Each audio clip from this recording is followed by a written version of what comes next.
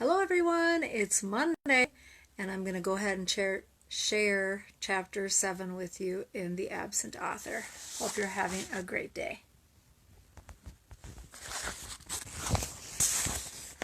Chapter 7. Dink, Josh, and Ruth Rose left Mavis at Ellie's diner, then headed for Dink's house. Dink made tuna sandwiches and lemonade. Ruth Rose brought a bag of potato chips and some raisin cookies from her house next door. They ate at the picnic table in Dink's backyard. Dink took a bite of his sandwich. After he swallowed, he said, "Let's go over what we know." He moved his lemonade glass to the middle of the table. "My glass is the airport," he said. "We know Wallace landed." "How do we know he did?" Josh asked. "The airport told me the plane landed, Josh. And Maureen Higgins said she picked him up," Ruth Rose added. "Okay, so your glass is the airport," Josh said. "Keep going, Dink." Dink slid his sandwich plate over next to his glass. "My plate is Maureen's taxi." He put a cookie on the plate. "The cookie is Wallace getting into the taxi." Dink slid the paper plate over to the open potato chip bag. "This bag is the hotel." He walked the Wallace cookie from the plate into the bag. Dink looked at Josh and Ruth Rose. But what happened to Wallace after he walked into the lobby?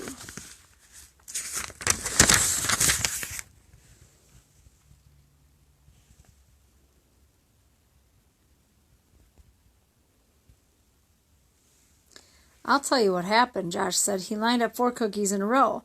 This little cookie is Mr. Paskey. These 3 are Maureen, Mr. Linkletter, and Olivia Nugent."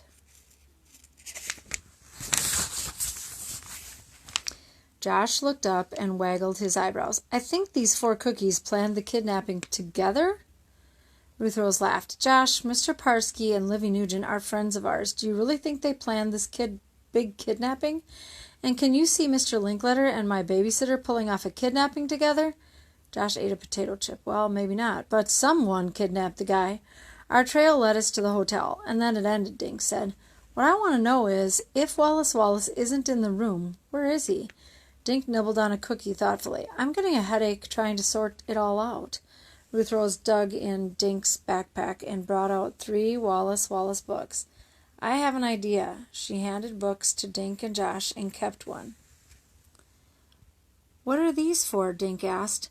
"Josh made me think of something Wallace wrote in The Mystery in the Museum," Ruth Rose said. "He said the more you know about the victim, the easier it is to figure out who did the crime."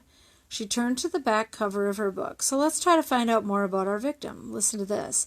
She started reading out loud. "When not writing, the author likes to work in the garden. Naturally, Wallace's favorite color is green." "Fine," said Josh. "But how does knowing his favorite color help us find him?" Ruth Rose. "I don't know, but maybe if we read more about him, we'll discover some clues," Ruth Rose said. "What does it say on the back of your book?"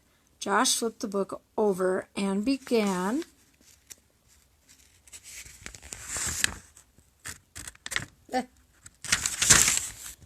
reading. Wallace lives in a castle called Moose Manor." He looked up. "We already knew he lived in a castle. I don't see any clues yet, you guys." Ruth Rose stared at Josh. "You know, something is bugging me, but I can't figure out what it is." "Something someone said today, maybe." She shook her head. "Anyway, read yours, Dink." Dink read from the back cover of his book. Wallace gave money from writing books to help preserve the wild animals that live in Maine." "Okay, he gives money away to save animals, lives in a castle, and grows a bunch of green stuff," Josh said, counting on his fingers. "Still no clues." Josh took another cookie. "But I just thought of something," he began, slowly munching on the cookie. Dink raised his eyebrows. "Are you going to tell us, Josh?"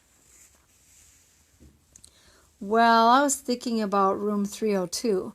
Remember, someone signed the register right after Wallace checked into room 303, and the signature was all smudged, and then Olivia Nugent told us that room 302 had a Do Not Disturb sign on it," Ruth Rose interrupted.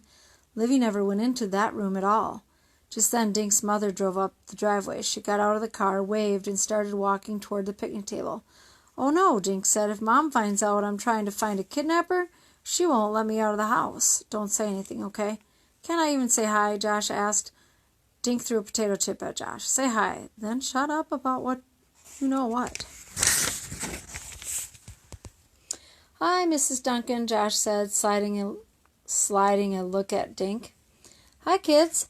How was the book signing? Tell me all about Wallace Wallace, Dink. Is he as wonderful as you expected?" Dink stared at his mother. He didn't want to lie, but if he told her the truth, she wouldn't let him keep looking for Wallace Wallace, and Dink had a sudden feeling that they were very close to finding him.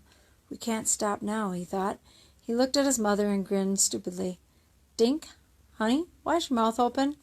He closed his mouth. "Think, Dink," he ordered himself.